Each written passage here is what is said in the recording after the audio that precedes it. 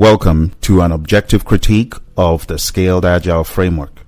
The Scaled Agile Framework is often marketed as a comprehensive solution for scaling Agile across large, complex organizations.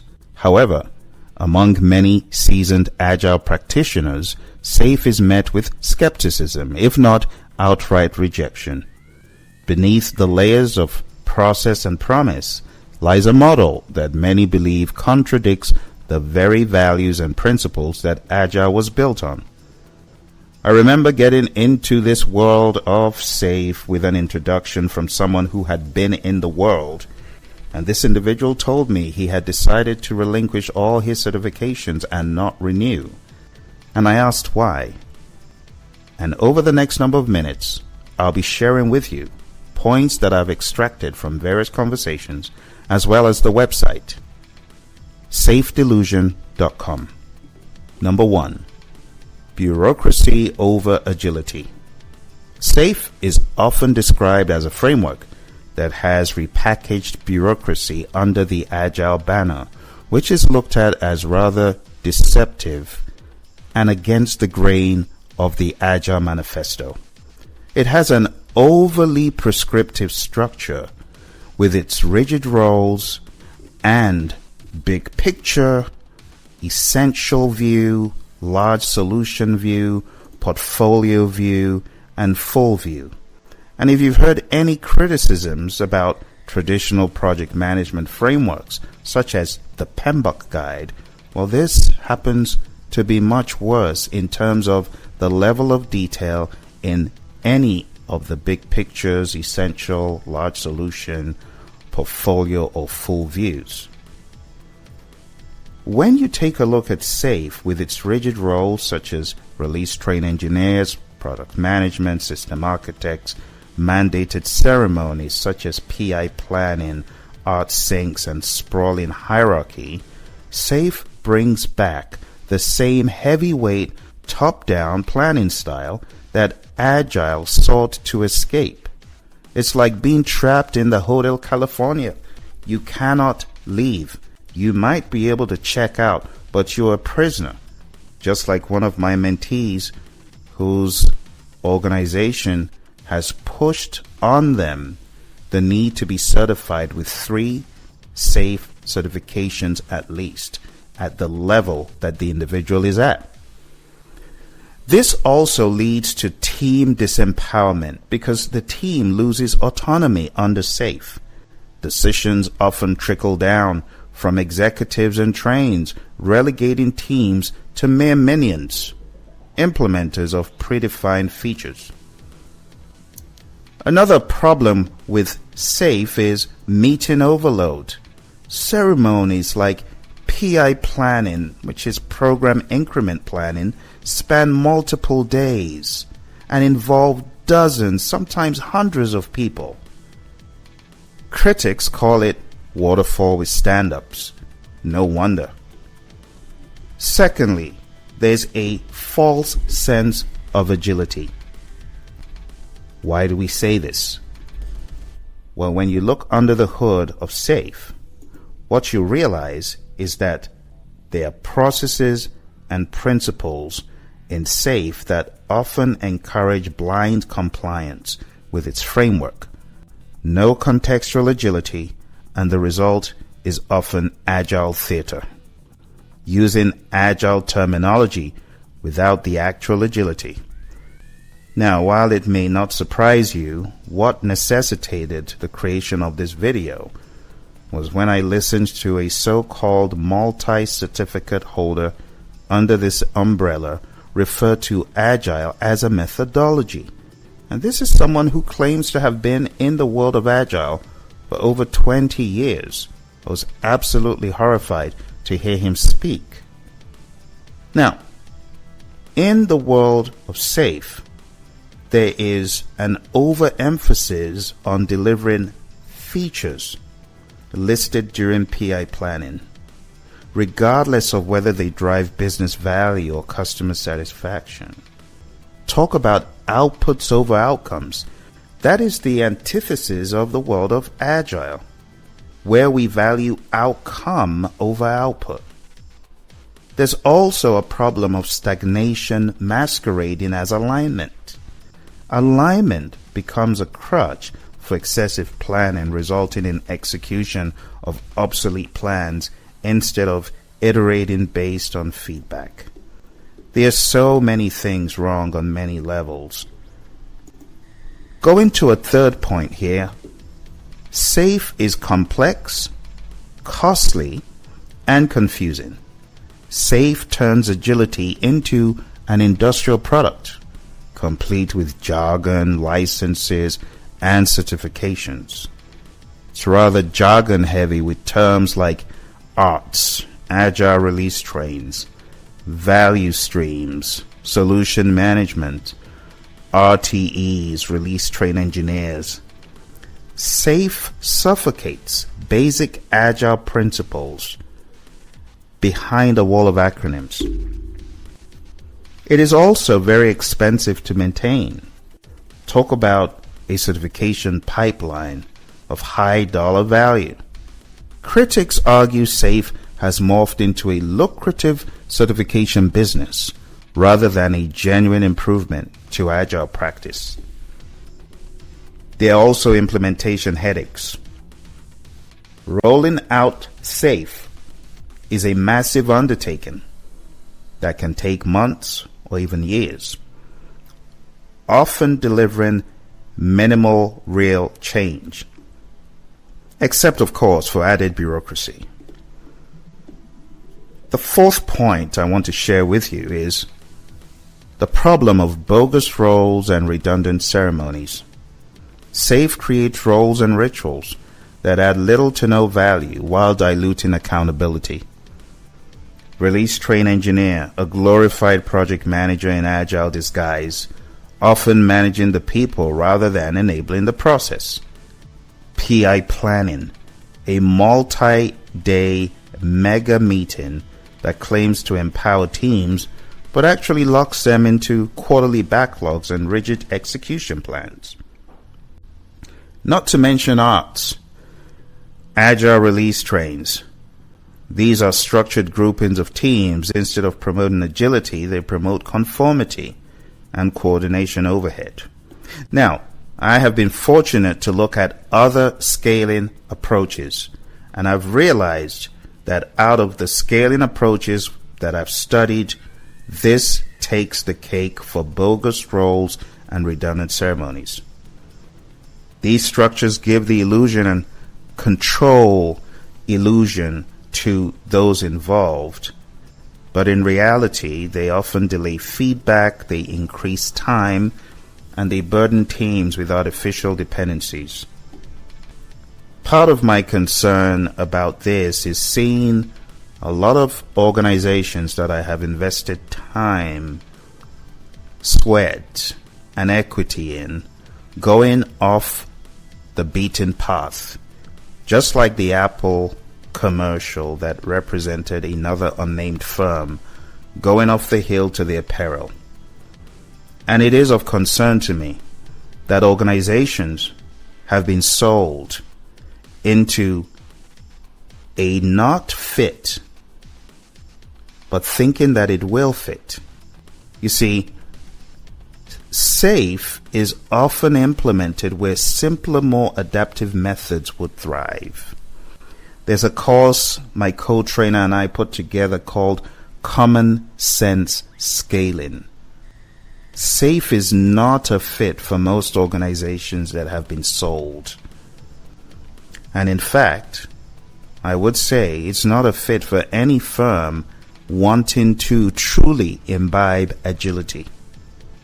The one-size-fits-all fallacy presents itself in that SAFe markets what it has to offer as universally applicable, but in practice, it's often a mismatch for small to mid-sized organizations.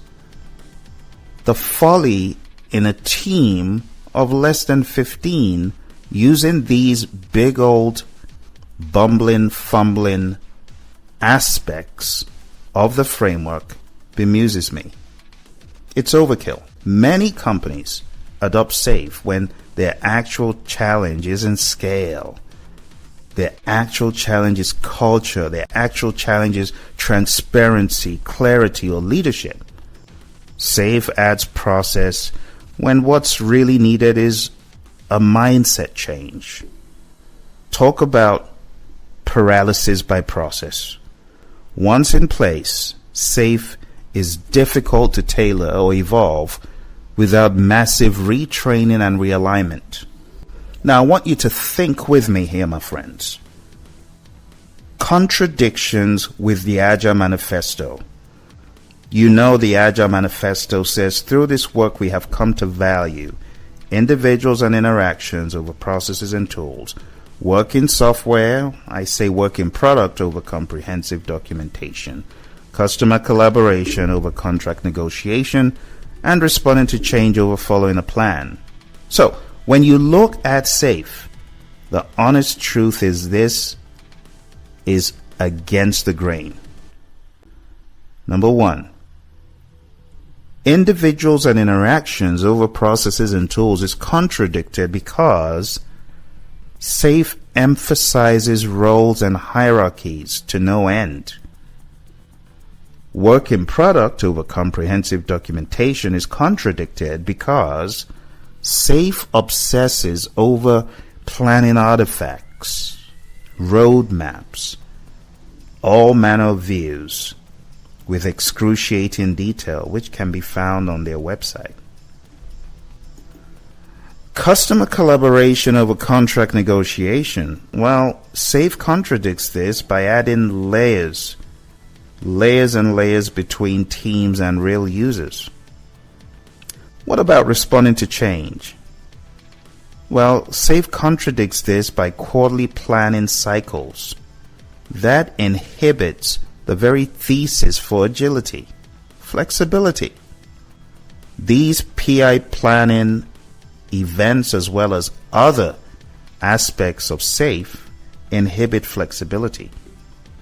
So in essence, SAFe codifies a version of something that is so far removed from the original movement of the Agile Alliance and the Agile Manifesto.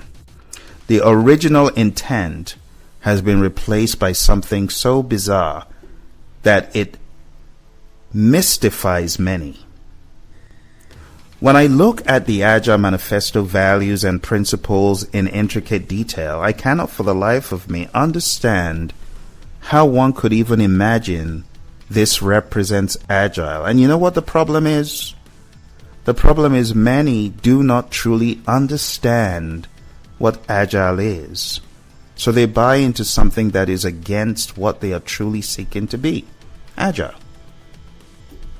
The honest truth about all of this is SAFe misses the mark. It may be wrapped up in Agile language, but at its core, it often delivers scaled compliance rather than scaled agility. It provides a comfortable landing zone for enterprises unwilling to relinquish control, allowing them to claim agility without embracing its uncomfortable truth. Trust, empowerment, uncertainty, and continuous learning. Agile, done right, is about mindset, culture, and values. SAFe, when implemented dogmatically, risks turning Agile into the very thing it was created to challenge, a bloated, bumbling, fumbling bureaucratic machine focused on process over people, governance over growth, and predictability over progress. For true agility at scale, many practitioners turn to leaner, principle-based models. Now, at the very epicenter of SAFe's confusion lies, unfortunately, a representation of Scrum, a well-known framework created by Ken Schwaber and Jeff Sutherland. Ken Schwaber and Jeff Sutherland, the co-creators of Scrum Guide, have been quite vocal about SAFe. They both criticize SAFe as detailed in a document that you can find at safedelusion.com. Well, I'm going to read for you the top of the waves of this document. And it reads, information for decision makers considering SAFE. Curated reviews of facts, evidence, and opinions from relevant sources. If you take a look at this document, not only will you find the information from Ken and Jeff, but you'll also find case studies from the U.S. Air Force, ThoughtWorks, Blue Dolphin, Volvo Cars, ANZ Bank, Capital One, Fitbit, Bayer Electronics, and more. But going to what Ken and Jeff have had to say, they both criticize. Jeff, in particular, says SAFE is inconsistent with the Scrum Guide and codifies dysfunctions that can cripple teams for years. And Ken is equally vocal. And Ken says there's a fundamental philosophical schism between Scrum and SAFE because Scrum controls risk through empiricism, while SAFE tries to control risk through predictability. And this is a small sample of thought leaders in the Agile space who have been vocal about SAFE and say that the integration of their practices is fundamentally flawed. A large number of experts share similar comments about other practices that have been integrated into SAFE. A few of these include Ron Jeffries, Andy Hunt, Martin Fowler, Alistair Coburn. Alistair says, at a point, he stopped defending SAFE because he thinks there's a better way to spend money. And you can find all this information, including the great Mike Beadle, rest his soul, who debated that SAFE is not agile. He added that there are many other better alternatives. And you can find all of these under the safedelusion.com website. Download the PDF, share it with your friends and people who are still disillusioned about SAFE. Now, you may also wonder, again, my skin in the game. I have mentees, clients, people who weekly complain to me about the red tape involved in SAFE. And I'm fed up of hearing it. So instead of sitting down, shutting up and doing nothing, I have decided to make it clear my stance regarding SAFE. To save time, I will point my clients to this video so that they can listen and make an informed decision before spending tens and hundreds of thousands and millions of dollars on a dead-end framework. Now, for those of you who have not embarked on a review of the Scaled Agile Framework representation, I'd like for you to take a look at the big picture, which you can find at framework.scaledagile.com. Take a look at the essential, the large solution, the portfolio, and the full view.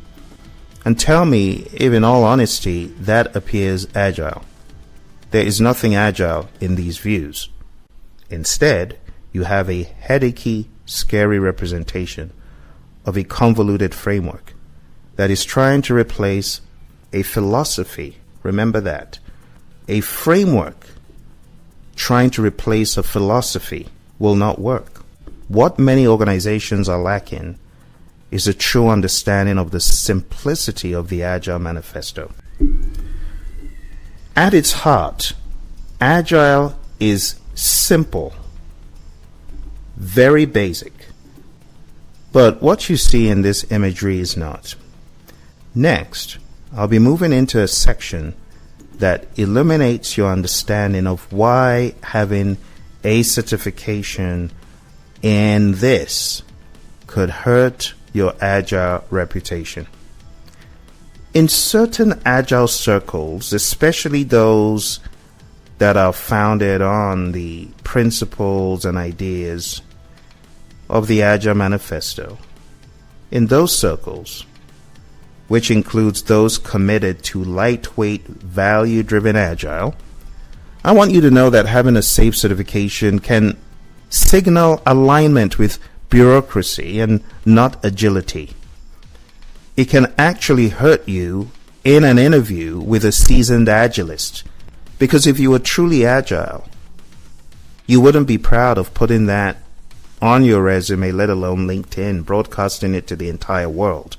So I want to advise you to proceed with caution. I know some organizations embrace this wholeheartedly, but many organizations do not. Let's go a step further and explain why. Number one, there is a perception of buy-in, not earning agile competence.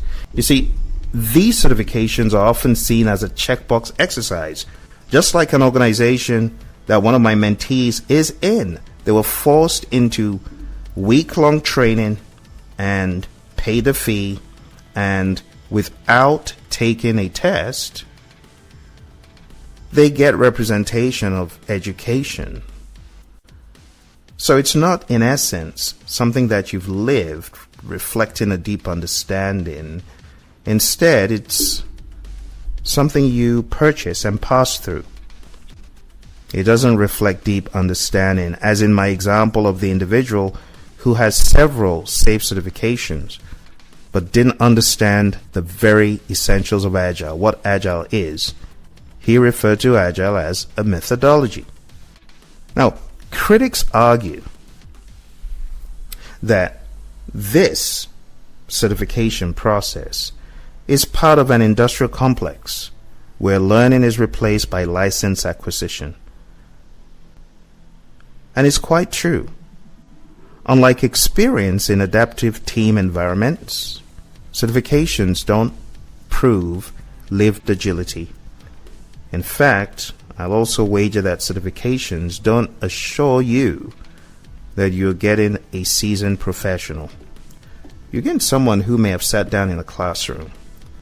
But the very representation of those so-called accomplishments on one's resume speaks volumes to a seasoned agilist.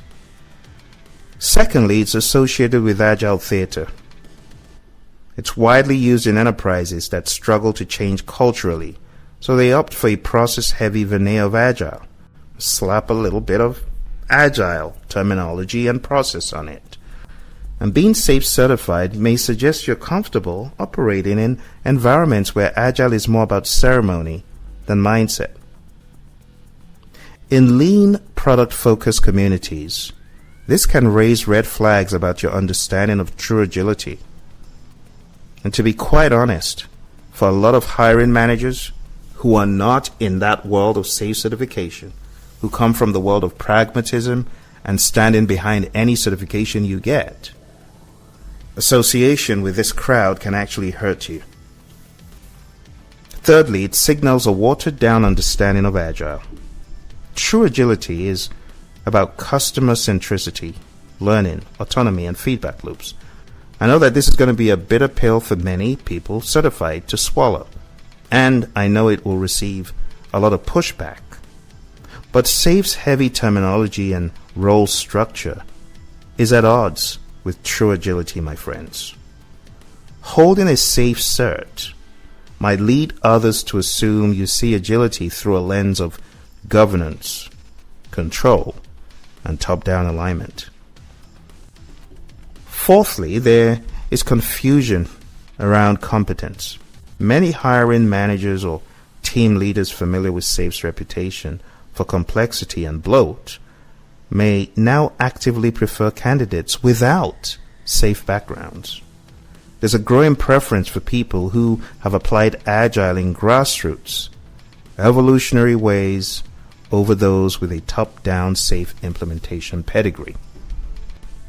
Lastly, being certified in this realm and plastering it on your resume and social media can box you into a career that you didn't mean to choose. And what I mean is a career path that you didn't choose for yourself. Because once labeled as a SAFe expert, you may find yourself relegated to enterprise transformation roles where agility is secondary to governance and compliance.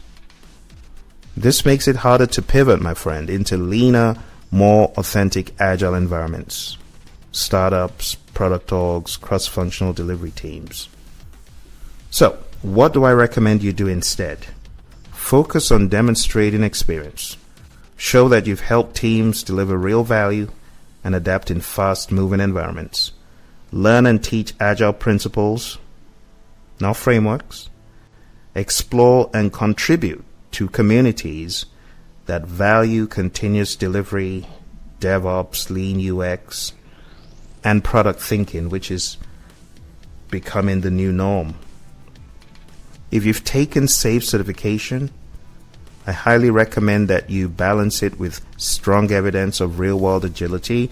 And if you have other certifications, such as a certified Scrum Master, certified Scrum Product Owner, I would advise you emphasize those, and I would advise that you have an honest, introspective double take about why you in the first place got SAFe certified. Because maybe the reason you got SAFe certified was it's a shiny object in the realm where people don't understand true agility. Some companies actually seek that out, and some companies force you to get it, so it might have been one of those cases. But I would advise you to downplay it. Definitely not make it the first thing people see on your profile. And if possible, just like my friend who I interviewed, who couldn't ethically keep being certified in SAFe because he knew the truth, the contradictions, with the Agile Manifesto. Take it out altogether and don't renew. You will not be missing anything. If you truly understand the Agile Manifesto, you'll agree that SAFe becomes hard to justify. Cutting through all the marketing, it borrows the terminology, but it violates the core intent of the Agile Manifesto, the values and the principle in deeply structural ways. And reasons why someone grounded in real agility would struggle to buy into SAFe is, like I said, individuals and interactions over processes and tools. SAFe contradicts. Lightweight collaboration is replaced with a labyrinth of roles, tools, and mandated ceremonies. In reality, true Agile thrives when teams self-organize and adapt. SAFe's rigid roles and meddlesome characters such as an art and an RTE, those things disempower teams and bury them under coordination overhead. When you think about working software over comprehensive documentation, SAFe introduces a ton of documents, forecasts, dependencies, and synchronization events that go against the grain. In reality, Agile means focusing on delivering value continuously, not managing plans, not managing portfolios and trains. When we talk about customer collaboration over contract negotiation, SAFe inserts a ton of hierarchy and abstraction, layers between developers and customers. In reality, Agile is customer obsessed. Our highest priority, principle number one, remember that, is to satisfy the customer. Well, SAFe often makes the actual customer a distant voice filtered through multiple bureaucratic layers. When we talk about responding to change over following a plan, SAFe contradicts yet again. Program increments, PI planning, quarterly planning, and teams are expected to commit to them like mini waterfall cycles. In reality, Agile champions adaptability. It champions emergent priorities, not executing roadmaps crafted months in advance. Agile is also known as change-driven mindset, change-driven principles and approaches. You don't scale Agile by turning it into an enterprise-sized bureaucracy. You scale Agile by spreading the mindset, autonomy, and purpose. That's the hill many Agilists are willing to die on. Many Agilists will never be SAFe certified because of these reasons. Again, check out the website, safedelusion.com. I hope this gave you food for thought, and I wish you all the best in your Agile career.